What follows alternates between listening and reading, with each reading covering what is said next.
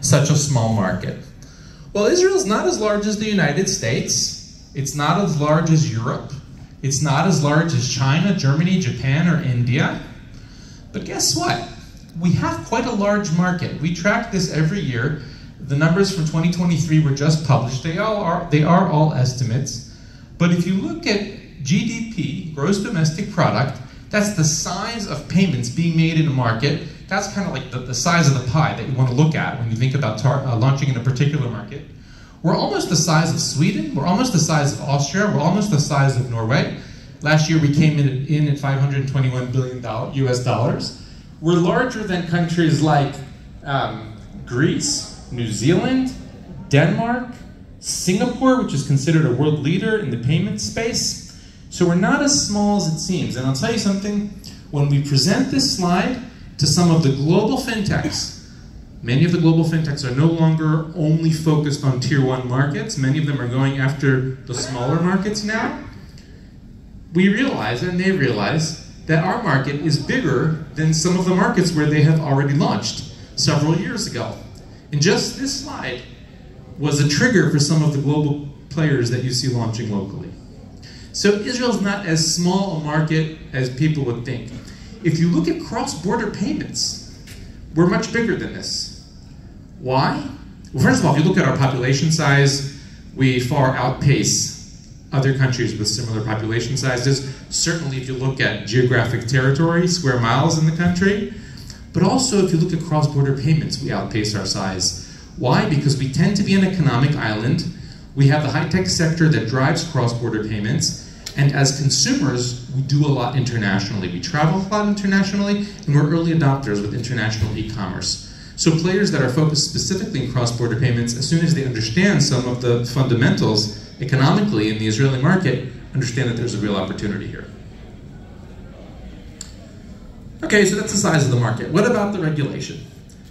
Well, when we started out a few years ago, we had a real problem, and that was that if you founded a company or ran a company in the payment space, if you were a payment service provider in any means of payment and using any payment method, and you wanted a license to operate your business, and with that license you wanted to come to us and say, hey, we want to connect to the payment systems that you regulated, that the Bank of Israel regulates, whether it's the ACH clearinghouse or fast payments or card payments or the ATM network or some of the others, you can't get a license.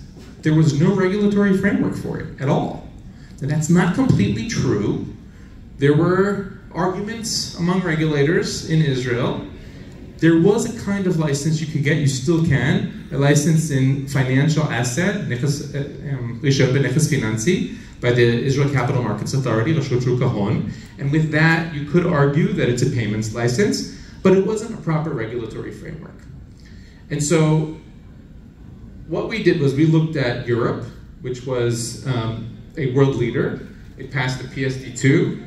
Who knows what the PSD2 is here? Most of you should. Payment Service Directive 2, and now they're working on PSD3, which did many things in the payment space in Europe.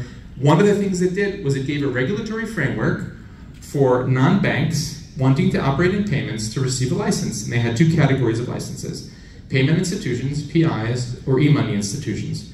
Payment institutions are licensed to move money. E-money institutions are allowed to move money, but also hold money. They can manage a balance for the consumer or for the business. You can maintain a deposit there.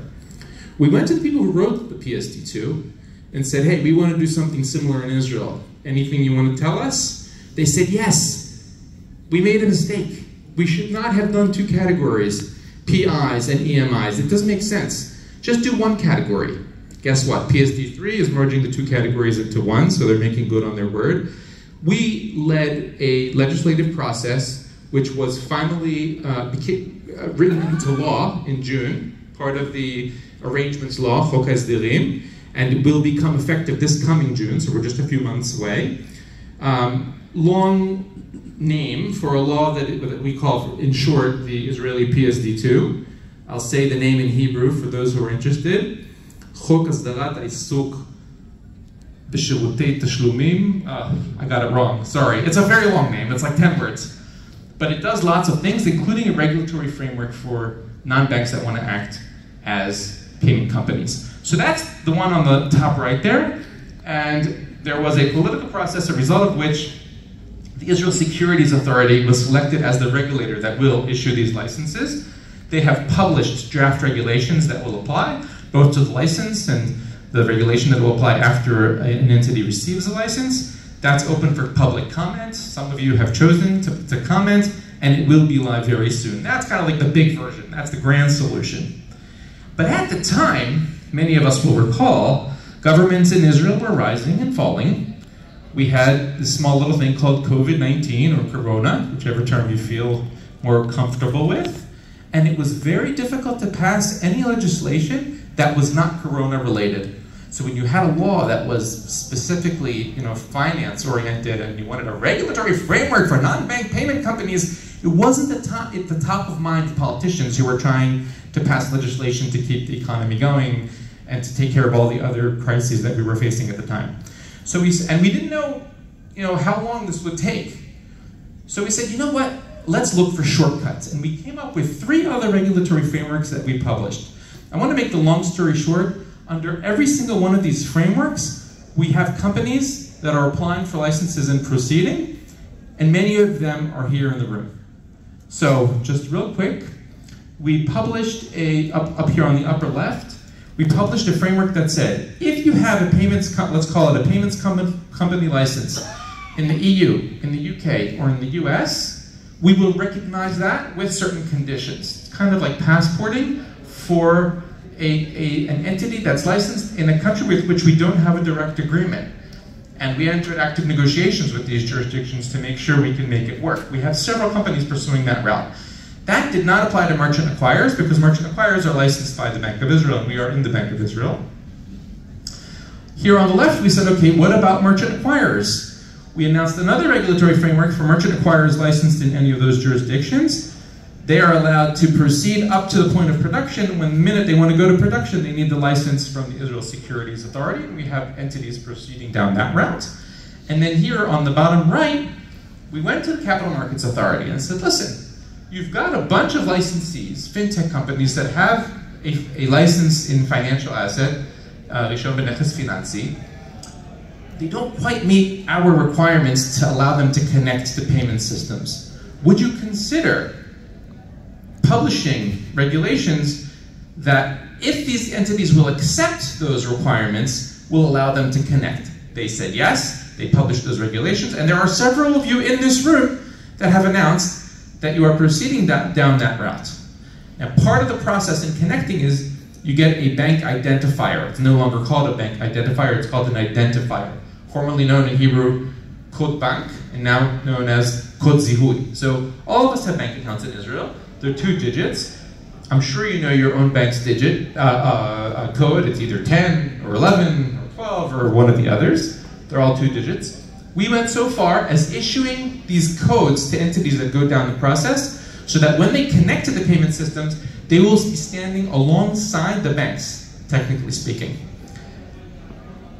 So we took care of the licenses, and then we said, now that you have a license or a framework for a license, we need to figure out what will the connection look like. Now, to become a direct participant in one of the systems that we regulate can be challenging because it includes a lot of requirements, and many of the technology companies are either too small or not sophisticated enough, might not have the appropriate culture. So we said, okay, we're going to break this down into 3 parts. I'm going to start on the right and go to the left. Every payment system has a set of rules. And those rules are like a contract that binds all the companies that connect to that payment system. Do you, Ms. Fintech, want to sign on to the rules, take on all those legal obligations vis-a-vis all the banks and all the other entities connected to this payment system? If yes, sign here. If no, go to an entity that's already connected. It could be one of the banks, it could be one of the non-banks that are connecting, and have them represent you, take them under your wing. That's the legal side. Then we said, what about technically? Give you a clue. Most technology companies want the direct technical connection, but some don't. As a fintech company acting in the payment space, Do you want a direct connection to the payment system where you're going to be sending payment orders and receiving payment instructions? Or are you willing to work through the platform of another entity that's already connected? Again, you can go direct or go indirect. Be represented by a bank or a non-bank that's connected and use their platform. And third, settlement. Payment systems move messages all day. They only actually move money once or twice a day. I'll go into that a little in a minute. And the question here is, Ms. Fintech, do you want to actually be moving the money directly in our settlement system? And I'll explain that because it's quite onerous and difficult. Or would you like to be represented by a bank or non-bank that will do that on your behalf? And we didn't say you have to give the same answer to each of these questions. It's modular. You can say yes to one and no to the other. This is quite advanced. We know of very few regulators that have gone this far, globally.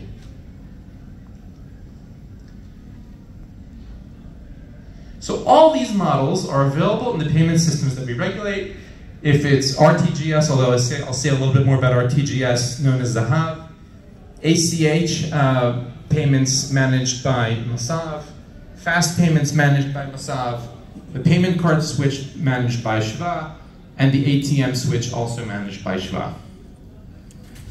I want to say a word about the settlement piece, the financial aspect of actually moving the money. It's not difficult to understand, but just pay attention for a second. Just net settlement. Many of you probably know what net settlement means, but quick lesson. Bank A wants to move 100 million shekels to Bank B. Bank B wants to move 90 million shekels to Bank A. That 100 million shekels is comprised of 10,000 transactions of different amounts. The bank's customers are sending money to each other all day long.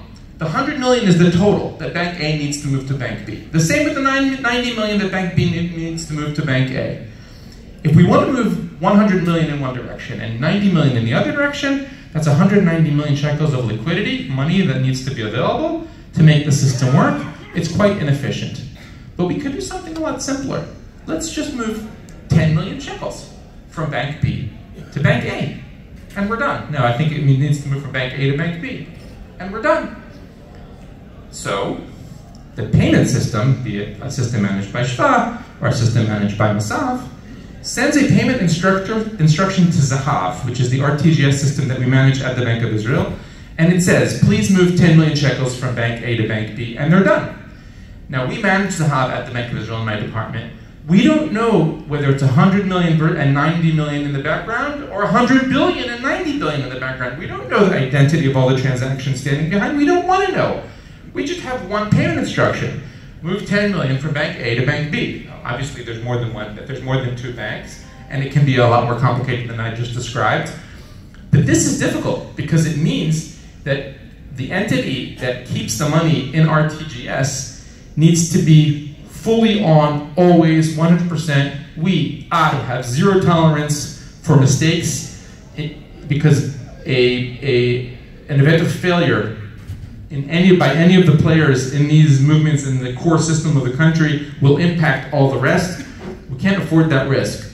But if Ms. Fintech says, I can handle this, we're allowing her to do that. We're now allowing non-banks to manage settlement accounts at the Bank of Israel the same way commercial banks manage liquidity at the Bank of Israel. That, my friends, is also very progressive. Globally, we know a few other markets that are doing it, but very few. That's how far we've gone to enable non-bank players in the Fintech space to compete. In the background, we've got payment methods. We all know about cash, traditional checks, prepaid cards, credit cards, debit cards, closed-loop payments like mass transit, Rav-Kav, lunch voucher programs like 10bis, and so on, gift cards, loyalty programs, ACH transfers, RTGS payments we can do, Ha'avarat Zahav from one consumer to another. Those have been around for years. But in recent years, we also led, as the Bank of Israel, a migration of the entire market. We're almost at 100% now to contactless payments, which then triggered digital wallets that came to market. Over 9 came to market. There are 2 big fintechs whose digital wallets are probably being used by all of you. Payment applications, that we're all using for person-to-person payments, but there are also some that are more unique and niche. And there's also a fast payments platform that didn't exist before, account-to-account payments managed by Masav. But we're also leading a process, a result of which there will be a launch of the following. Digital checks. People say, why are you dealing with a check? Well, guess what? Check volumes in Israel are almost twice the volumes of cards. Why? Because post-dated checks provide free credit. And because the payee, the small business that receives the post-dated checks, sell those checks to check discounting companies, similar to invoice factoring in other markets. Just that is 130 billion shekels a year in credit. Why wipe that out? Checks have issues. Bounce checks for technical reasons, not always for insufficient funds, and they're made of paper and they're expensive to process. So we said, you know what? Just like the digital wallet took all the fields of the credit card and put them in an app, we can do the same with the check. But we need a national set of rules that everybody agrees how it's going to work. All the banks, all the check issuers, all the check recipients. We set up a market committee represented where all the banks and the non-banks involved are represented, and we are leading a process at the end of which the digital check will be live. These are all opportunities for fintech companies, and this again is quite unique to Israel. We're considering launching a digital shekel. CBDC stands for Central Bank Digital Currency. 90% of central banks in the world are working on a similar project. We haven't announced that we will do so, but we are doing a lot of fintech engagement in that space. This means that payment could literally change the entire payments landscape worldwide. We don't know if we'll do it in Israel yet, but we're doing a lot and publishing a lot. Closed loop payments at the point of sale, so you could take a gift card and put it in an app and redeem it at the point of sale. You no longer need a separate infrastructure. We're adding a lot of features. So we're not doing this, Masav is doing this, but the fast payments platform that they manage at our direction will add request to pay, confirmation of pay, which is known as pre-validation, it's SWIFT, alias or proxy payments, so you can enter an email or phone number or ID number in order to make a payment without needing the recipient's bank account, which will really push fast payments forward, and payment initiation. For those who don't know, open banking was legislated in Israel, and it has two parts. It has account information services and payment initiation. Payment initiation means if I'm a consumer and I download an app which asks my permission to access my bank account and I say yes, that app can step into my shoes and move money from my bank account the way I would do so long as I give my consent. That's called payment initiation. So just to make it real clear, because sometimes there's confusion between open banking and the other model I described, which is direct access to payment systems. I'll go through it quickly. In open banking, what happens is the customer becomes a customer of a payment service provider, which, let's go over to the right. The customer becomes customer of a third-party provider of payment initiation. That's the app that I talked about. Customer gives permission, you can access my bank account. The TPP accesses the bank account. Notice it's dependent on the bank account's technology system. The bank connects to the payment system. Let's say Masav's ACH platform as an example. Initiates an ACH payment to the payment service provider of the recipient, and that's how the money moves. That's open banking. Worldwide, when people say payment initiation, that's the flow. When we talk about direct access to payment systems, which I described earlier, we wipe out a layer in the middle. Don't need a bank anymore. So the customer becomes the customer of a payment service provider, which connects directly to the payment system. The example I gave before was Masav's ACH platform. It could be any of the payment systems, which then sends the payment instruction to the payment service provider, and that moves the money to the recipient.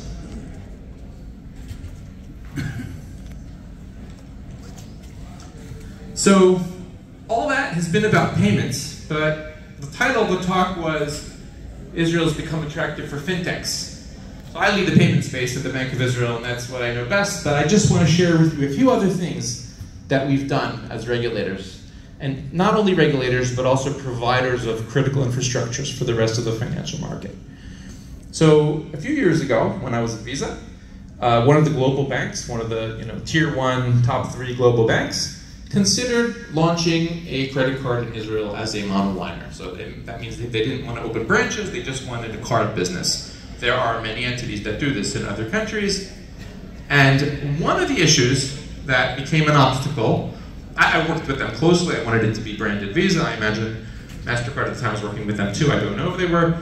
But they asked me, you know, we're doing this because we want to give credit to consumers, especially those that have a hard time getting loans. But how can we underwrite them? How do we know to assess the credit risk? So the answer was, oh, it's easy. You know, team up with one of the 3 credit card companies and they'll give you the data. I said, Oded, are you crazy? We want to compete with these people. Why would we do that? Oh, no, they have firewalls, they work with bank. No, you know, that's not going to work for us. Fast forward a few years. So there was an issue. Issuers of credit that wanted to lend to Israeli consumers had a very hard time assessing their creditworthiness without being dependent on legacy players such as banks and credit card companies. So fast forward a few years, Bank of Israel spends a huge amount of money. There have been articles about how much this cost us. We're now collecting data from dozens of sources across the market, and we're able to issue a credit report on every consumer that wants a loan. Consumer gives consent to the credit provider, and now I think almost, not all, but almost all consumer loans in the country go through a credit check. And if you haven't checked your credit score in Israel, you should, in order to make sure you know what information they're getting about you, and maybe there's mistakes there that you want to correct. I mentioned account information services. I'll say it quickly. Another part of open banking which is already live, and by the way, we checked this morning, 17 Israeli Fintechs have already received licenses to operate in this space. That's quite impressive in the space of, I think, less than a year. What that does is it enables a third-party Fintech to access my bank account and to get all the information about me that the bank knows. Israel went much farther than, I think, all countries worldwide. We not only give information about the current account and the balances and the movement of money and interest paid and loans, we also even give access to information about securities held by the consumer at the bank.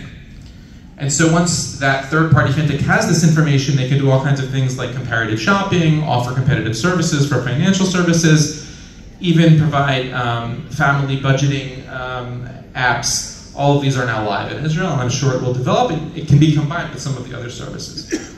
Open finance is very similar, but it's not about banking. It's about financial institutions other than banks. So the entities that manage our insurance, the entities that manage our pension funds, our education funds, Keren Ishtalmut. Who knows that information other than me? Where have I saved up my money, and how much will I have when I retire? Guess what? A law passed that will soon become effective, it's still not live, that will allow third-party fintechs to access that information as well, and similarly provide planning, financial planning services, competitive offers, comparative shopping. Account switching. So this is an interesting one. We found out that in the United Kingdom, they launched account switching, and a few years ago, the collective of regulators, including the Bank of Israel, set out to allow consumers to switch accounts. Has anyone here used this feature? Have any of you migrated your bank account to another account? 2, 3, 4, 5. Okay. Try it. At least check it out. The idea is that at the click of a button, maybe many clicks of a button, within, I think it is 7 business days. How long did it take you, Adi? Do you know? Something like that. Within 7 business days, you can migrate your bank account to another bank. And again, we went farther than anywhere else in the world. It includes your checkbook. So if you have a physical checkbook from Bank A and you migrated your account to Bank B, you don't need to order another checkbook. Your checks will be drawn on a new account. That's how far this reform has gone. This is designed to increase competition and to help newcomers that want to compete with the legacy players. And the final one that is not yet here, but I'm beginning to try to push for it, is something called open accounting. There is this concept that bookkeeping is moving to the cloud, like everything else that's moving to the cloud. So providers of bookkeeping services used to send a CD, used to keep it on your hard drive, then you moved it to your server. Now all your data can be kept in the cloud, And what's happening in other markets is that fintechs can access data about businesses managing their books through the cloud. They might not necessarily know the name of the business, but they're able to contact them unanimously and provide financial offers. So word is still out on whether that's going to come to market. Hopefully the private sector will lead there without requiring regulatory intervention. And there's a big one that's not on the screen, but I'll mention it, and that is bank licensing. So for 43 years, we didn't have a new bank in Israel. I think it was about 2 years ago, there was a license issued to 10, and more recently than that, there was another license issued to Bank Esh. This was not a coincidence. The conditions for issuing licenses have changed. The supervision of banks is looking to be more welcoming and friendly to banks that are not as critical to the stability of the national economy as some of the large banks. And so they lightened some of the requirements, including the capital required.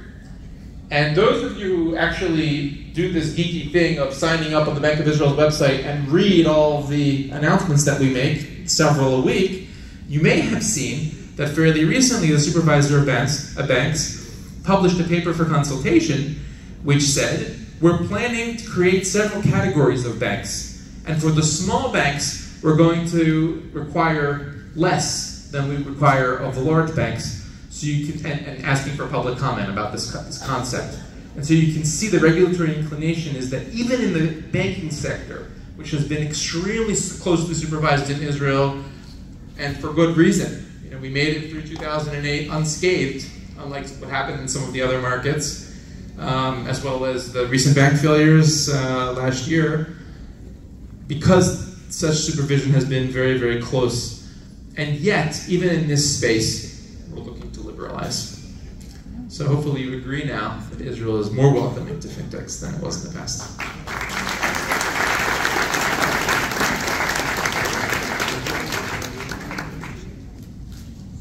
Thank you very much, Oded. This has been great. One of the things I encountered, Oded, one of the things I encountered when doing the account switching is that there's an issue with financing. So if I have financing in my account, it makes it harder to switch accounts, and I need to verify before I do it. So I think it's a kind of a hiccup a lot of people are trying to find a solution for. But yeah, of course. So first of all, there are hiccups with every new thing that anyone does, and as regulators, we've changed our mindset and we're willing to take more risks. And you're right, these things can be improved. But I forgot to make an announcement. And that is, we have a fintech desk that we opened a little bit more than a year ago. It's not a coincidence that so many fintechs, over 70, are now engaging with us. So if you're interested, just go on the Bank of Israel website and fill out the form. And we're looking to hire. So if you want to make a change, impact the payments industry nationally, look us up. Great. Wonderful. Thank you very, very much for that. As always, it's awesome to have you on stage. I want to